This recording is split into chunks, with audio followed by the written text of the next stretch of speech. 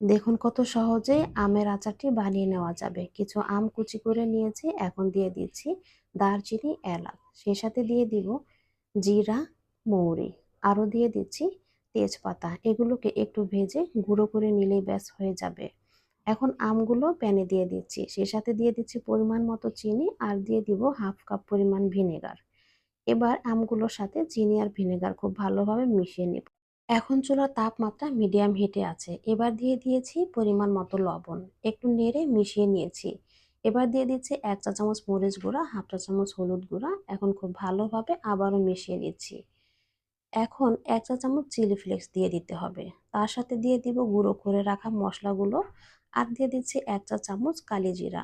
এখন খুব ভালোভাবে আবারও মিশিয়ে নেব। এরকম একটু ঘন হয়ে এলে দিয়ে দিব বিট লবণ আর থেতো করা সরিষা। এখন নেড়ে মিশিয়ে সারা বছর এটাকে সংরক্ষণ করা যাবে।